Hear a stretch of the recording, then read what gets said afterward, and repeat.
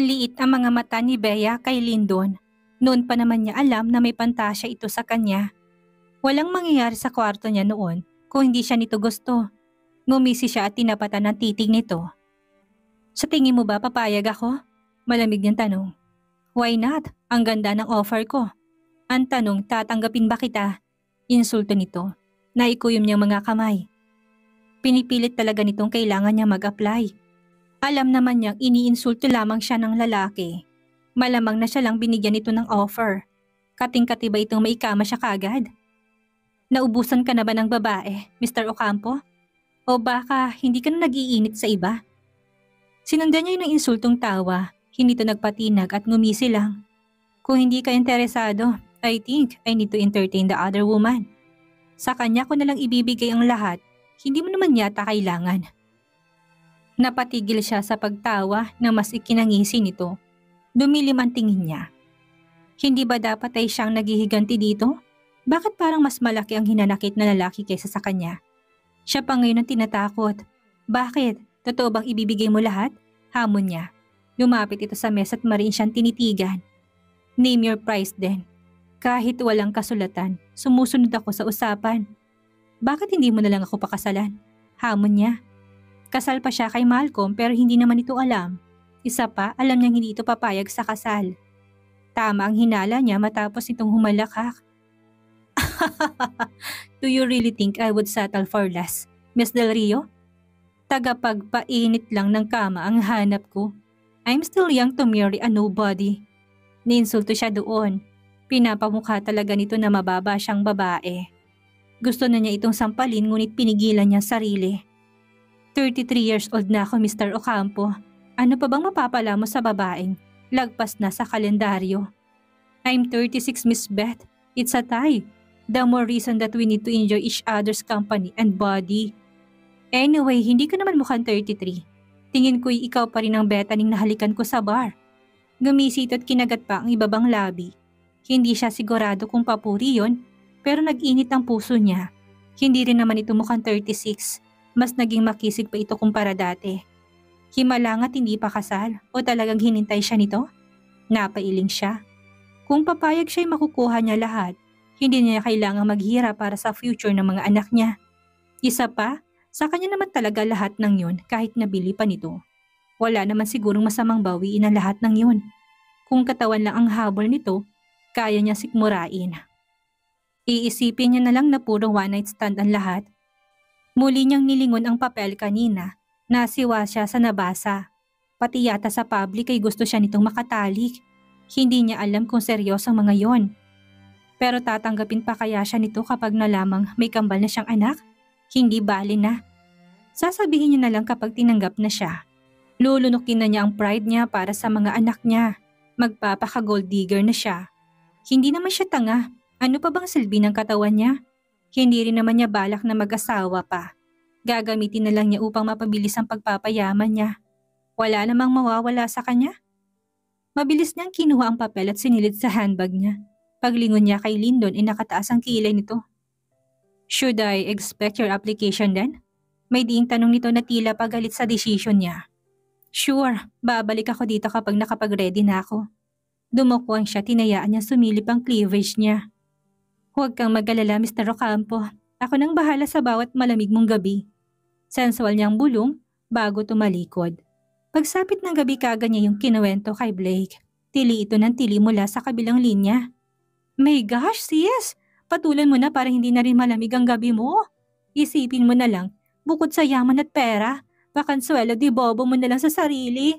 May benefit din sa'yo yan. Maggagamitan na lang kayo.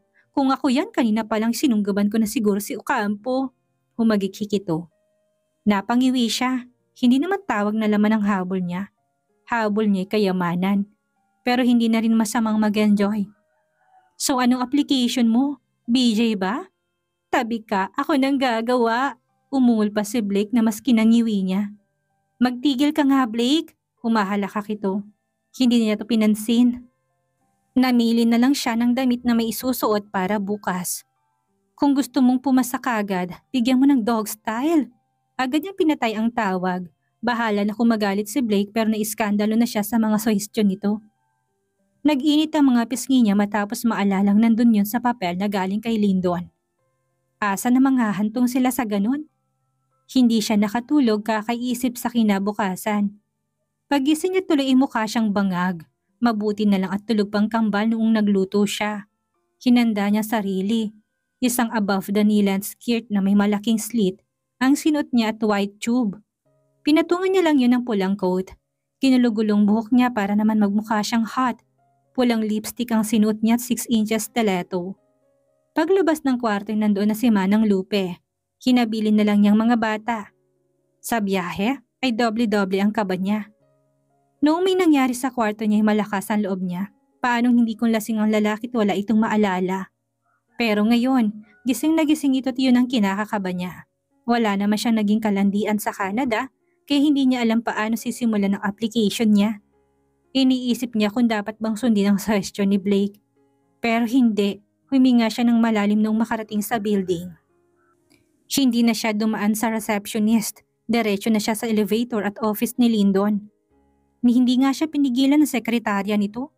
Nanginginig ang kamay niyang binuksan ng doorknob. Agad na dumapo sa swivel chair ang mga mata niya, ngunit wala doon ang lalaki. Paglingon niya sa sofa set ay nakasandal sa mahabang sofa si Lyndon. Nasa gilid ng mesa maging ang dalawang single couch. Tila hinanda na nitong lugar para sa gagawin niya. Lumipad sa kanyang tingin ito. Multo ng ngising nakikita niya sa lalaki. Hinayaan siya nitong makalapit, ngunit ang bawat hakbang niya siya namang pagkabog ng kanyang dibdib. Pinasadahan siya nito ng tingin mula ulo hanggang paa noong makarating sa tapat nito. Kinagat nito ang labit kiniling ang ulo. Strip. Madiing utos nito. Tila nabingis si Beth sa utos nito. Hindi na niya maihakbang ang mga paa. Strip, Miss Del Rio. Pag-uulit pa ng lalaki. Napatitig si Beth sa mga mata nito. Walang halong biro yon. Seryoso at madilim ang tinging binibigay ni Lyndon. Ni wala siyang makitang pagnanasa o baka tinatago nito. Handa naman siyang ganitong papagawa ng lalaki. Mas inasahan pa nga niyang malala pero kinakabahan pa rin siya. Hubad, Miss Del Rio. Tandaan mo na kailangan mo kong i-please para tanggapin kita. Inip ng boses nito. Nagsalubong ang kilay niya, hindi niya pa rin sinunod. Basta niyang binitawan ng handbag sa sahig at tumakbang palapit. Hubad! Galit na nitong sigaw. Naubusan ng pasensya sa kanya. Sumilay ang maliit na ngisi sa mga labi ni Beth. Hindi pa rin niya sinunod at basta nalang humakbang palapit dito. Napirmi mga labi ni Lyndon. Akmang sisigawan siya ulit ngunit kaagad siyang kumandong sa kandungan nito. Pinuwesto niya mga hita niya sa magkabilang gilid nito. Dahilan upang tumaas ang fitted skirt niya at hinantad ng malaking slit ang hita niya. Doon napatitig si Lyndon, ngunit wala pa ring reaksyon ng mukha ng lalaki. Sensual niyang hinilang necktie nito pero hindi ito nagpatinag. Ni hindi umalis sa pagkakasandal sa sofa. Malapit na siyang mainis sa inaasta nito. Mukhang pinapahirapan siya imbis na siya dapat ang nagpapahirap sa lalaki. Kinagat niya ang labi upang pigilang magsalita. Hinuli na lamang niya malakit maugat nitong palad. Pinatong yun sa kanyang hantad na hita, ngunit hindi naman ginalaw ng lalaki. Hindi pa nitong tinitigan ng sariling palad sa hita niya. Hindi niya alam na ganito kahirap ang application niya. Akala niya isang haplos lang bibigyan na si Lyndon. Naisip pa nga niya na susunggaban siya nito ng halik kagaya dati. Nagulat na lamang siya nung hapitin siya nito sa beong at likod. Mas napakapit siya sa lalaki. Gahibla na lang ang layo ng mga mukha nila. Hindi lang yun, ramdam niyang pamumukol nito sa ibaba. Imbis na magdiwang na tinatablan pa ito sa kanya ay natakot siya. Paano kung ngayon mismo'y gawin nilang bagay na yon? Hindi pa yata siya handa. Paano kita tatanggapin? Hindi ka marunong sumunod sa utos ko. Imporma nito. Lumitaw ang isa sa labi nito habang siya'y nahigit ang paghinga. Ramdam niyang naglakbay ang palad nito sa gilid ng kanyang bewang. Umakyat sa bandang tube niya. Gusto ko ng masunuring bed body, Beth. Kapag sinabi kong hubad, maguhubad ka. May diing bigkas nito. Sunod na lamang niyang naramdaman ay ang pagbaba ng tube niya. Halos mag-init ng mga pisngi niya noong napalunok ito. Bigla gusto na lamang niyang tumakbo. Are they real? Bulong nito't pinindot pang isa. Umawang ang mga labi niya nung inulit yun ng lalaki. Naninigurado kung pinagawa niya. Of course they are. Hindi niya na ituloy ang sasabihin nung maramdaman itong isa nitong palad. Halos kumawala yun sa palad nito. Mahina itong tumawat marahan niyang minasahe. Shit, they are real. Pagkausap nito sa sarili na parang bata. Hindi siya nakaimik noong mas dumiin ang palad nito at nagpatuloy sa ginagawa. Naarko niyang likod at napatingala. Nakaawang ang mga labi niya sa pagsinghap ng hininga. Mas dumiin siya kay Lyndon. Dumiin din ang mga tuhod niya sa sofa sa sobrang init at sensasyon. Kahit hindi yata maghubad ang lalaki ngayon ay makakaraos siya sa palad nito. Your reaction is priceless. This is what I want to see. Bigkas nito bago siya masinapit. Para itong gutom na gutom, kinagat niya ang labi upang hindi na makawalang ungol sa bibig niya. Ayaw nitong tumigil. Nakalimutan yatang nasa opisina sila. Siya man ay hindi na alintanang paligid. Kinakapos siya ng hininga. Nanginginig ang mga tuhod niya at kinikiliting kanyang puson. Sunod niyang nalaman ay nakahiga na siya sa sofa. Hindi siya nakakilos. Hindi makapaniwalang sa ganun lang ay nakaraos siya. Nabitawan niyang balikat at buhok ni Lyndon. Lumayo na rin ito sa kanya. Mahina pa itong tumatawan nung tinulungan siya makaupo ng maayos. Nag-init ang mga pisngi niya sa hiya. Inayos naman itong tube niya. See, kung susunod ka lang ay lagi kang mapupunta sa langit. Mayabang nitong bigkas. Inayos niya ang coats at sariling buhok bago sinulyapan ng lalaki na may mayabang na ekspresyon. That's what I want, Miss Del Rio. You're hired. You passed the application. Dumukwang ito at hinawi ang ilang hibla ng buhok na tumabon sa mukha niya. Huwag kang mag-alala. Buong araw o kaya ay oras-oras nating paliligayahin ng isa't isa. Bulong nito sa kanyang tenga, napamaang siya. What? Walang ganun sa napag-usapan. Tatawagan mo lang ako kung kailan mo kailangan. Paano yun? Oras-oras kitang kailangan. Ngumisi ito na kinatiim ng bagang niya. Sinusubukan talaga siya ng lalaki. Naikuyom niyang mga kamao. Hindi lang gabi kong malamig, pati araw ko'y malamig din. Dagdag pa nito. Isa pa, kayamanan ko nakataya dito. Susulitin ko hanggat gusto ko. Hanggat wala ng lalaki pang magnanasa sayo. Nilunok na lamang niya ang inis. Kahit awayin niya pa si Lyndon ngayon, baluktot pa rin ang isipan nito. Yun ay kung mahahagilap mo ako, Mr. Ocampo. Ngumisi siya. Tumayo't pinulot ang handbag niya. Kailangan pa ba kitang hagilapin? You gave me an idea. Why not stay in my mansion? Nagimbal siya. Hindi siya pwedeng hindi umuwi sa kondo. Hindi pwedeng araw-araw siyang wala. Hindi pwede yan. Wala naman yan sa napag-usapan. So, I am your boss, Miss Del Rio. Ako lang ang susundin mo. Now, I want you to pack your things and move in with me. Maganda nga sa mansyon, maraming sulok at maraming kwarto. Naipirmi ni Beth ang mga labi, lalo na sa nakakalokong ngisi nito. Dati ay may pagka-gentleman naman si Lyndon, pero ngayon masahol pa yata ito sa aso. Asa ka? Pangaasar niya, ngumisi to ulit. You can't do anything about it, Miss Del Rio. Titira ka sa mansyon ko sa ayaw at sa gusto mo. Pagbabanta nito na nagpakaba sa kanya. Natawa na lang si Lyndon sa sarili matapos siyang iwanan ni Bethany. Alam niya ang gago niya sa parteng iyon pero hindi niya babawiin ang mga sinabi. Naghanap siya sa loob ng 5 taon. Tapos ang hinahanap niya bigla na lang sumulpot sa harap ng gate ng mansyon. Nakakainsulto. Nagsayang siya ng pera dahil lang nag-alala siya sa dalaga. Ngayon, babawiin niya lahat na nagastos niya. Mabuti na lang at nabili niya lahat. May pangpain siya. Still the same Bethany I know. So hard to resist. Bulong niya sa hangin bago tumayot bumalik sa swivel chair niya. Tinitigan niya ang mga palad. Matinding pagpipigil ang ginawa niya sa una pa lang. Nanggigigil siya sa dalaga pero gusto niyang ipakitang hindi siya tinatablan ng alindog nito. Sino bang niloloko niya? Muntik na siyang mawala sa plano niya at ang kininalamang ito bigla. Nakagat niya ang ibabang labi. Hindi na yata niya gustong ipanghawak sa iba pang bagay ang palad niya. O kahit ang uminom na tubig sa bibig ay ayaw niya. Nangisi siya. It took him 5 years to finally have a taste of the woman he wanted. Ngayon ay nasa kontrol na niya ang dalaga. Wala na itong takas. Napabaling atensyon niya sa nagring na cellphone. Muntik na siyang mapamura muli matapos makitang number ng Lolo Alfredo niya. Wala rin siyang takas sa isang ito. Yes, Lo. Is everything okay? Formal niyang tanong. Anong balak mo sa buhay mo, Lyndon? Basta mo nalang iniwanan ng kumpanya ko. Gusto mo ba talagang ipamana ko na lang ito kay Raymond? Umikot ang mata niya tamad na sumandal sa swivel chair. Simula nang makuha niyang kumpanya ng mga Del Rio, madalang na lang siyang magpunta sa sarili nilang kumpanya. Siya pa rin naman ang namamalakad, pero ang lolo niyang nandoon. Let him be, Lo. Ganon din naman ang mangyayari sa pagpipilit yung pakasalan kong kapatid niya. Sino nga ba yun? Si Serena? Sheila? Sheila Lindon. Sheila. Pagtatama nito.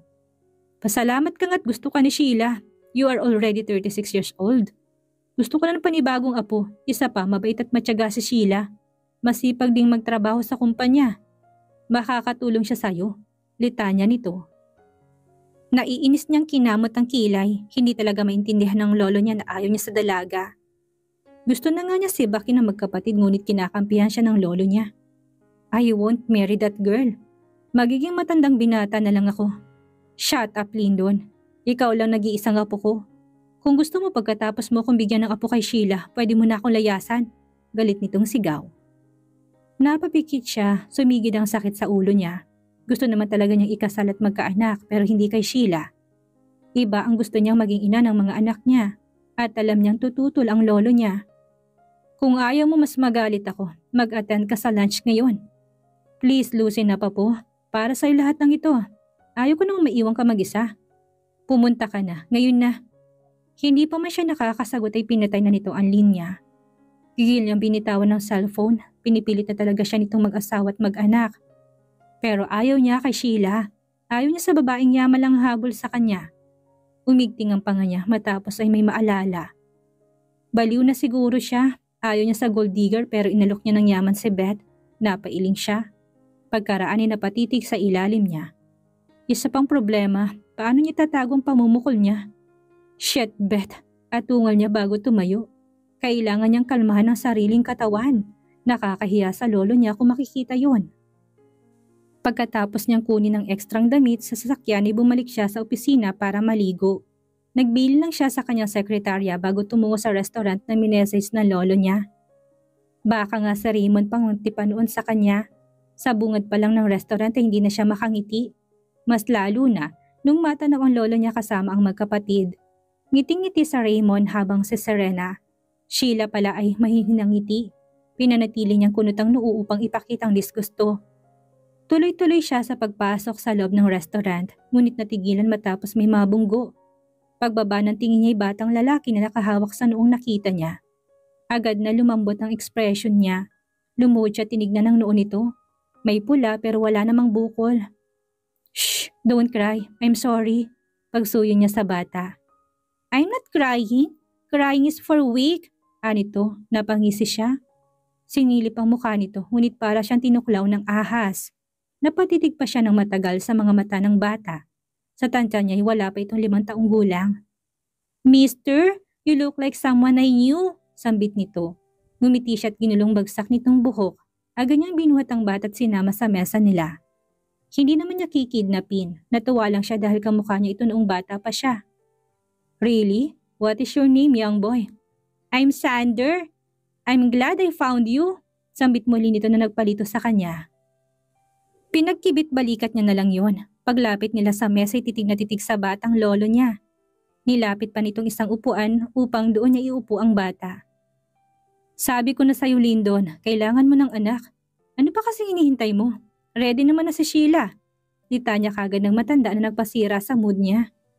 Imbis na tapunan ng dalaga ng tingin o sumagot sa lolo niya, ang bata inasikaso niya. Sander, hindi ka ba hanapin ng parents mo? Tumitig muli sa kanyang bata. Hindi niya alam pero natutuwa siya na sobra dito kahit wala namang ginagawang bata. I'm with my Uncle Blake and my twin. Do you mind if I call her? She'll be glad to meet you. Ngumiti ito kaya tumango siya. Diretso at may accent ang bigkas nito. Halatang sa ibang bansa lumaki ang bata. Baka foreigner din ang tatay. Sure, it'll be awesome if I meet her. Lumiwanag ang mukha ni Sandra at ni hindi nagpaalam. Basta nalang tumakbo paalis. Nakangiti niya pa itong tinanaw na nagtungo sa kabilang dako ng restaurant. Pagharap niya sa mga kasama ngiti-ngiti rin ng lolo niya habang nakatanaw kay Sander. Sigurado akong ganun din ka-cute ang magiging anak niyo ni Sheila. Tumikwas ang kilay niya. Dumapong tingin niya kay Sheila noong maubo ito. Namumula pang mga pisngi nito. Lolo, hindi pa po kami kasal ni Lindon. Nakakahiya po sa kanya. Mahihing bigkas nito. Hinagip niya ang wine at nagsali ng baso niya. Mabuti na lang at may alak sa tabi. Kailangan niya ito upang hindi mainip sa lunch nila. Pwede namang mauna ng bata, iha. Masyado na ako matanda para maghintay pa ng matagal. Kung gusto po ni Lyndon, okay lang po sa akin. Napangisi siya bago nilagok ang alak. Bibigay talaga to, makuha lang ang gusto. If I bed you now, then I will never marry you. Malamig niyang bigkas. Binawalan siya ng lolo niya habang si Raymond ay matiim din na tingin sa kanya. Hindi niya pinansin iyon. Akmang magsasalin siya muli ng alak nung bumalik si Sander na may hila-hilang batang babae. Nabitawan niya ang baso. Umawang ang mga labi niya. Magkamukha ang dalawa, malamang nakambal. OMG kuya! You found him! Nanlalaking mga mata nito nakatitig sa kanya habang si Sander ay ngiti-ngiti. I told you, our father's still alive! Bigkas ni Sander na nagpagulat sa kanya. Ano kayang gagawin ni Lyndon ngayong nakaharap niyang kambal at sinabing siya ang ama ng mga ito? Ano ang gagawin ng binata kapag nalamang si Beth ang ina ng kambal? Yan ang ating aalamin sa susunod nating kabanata.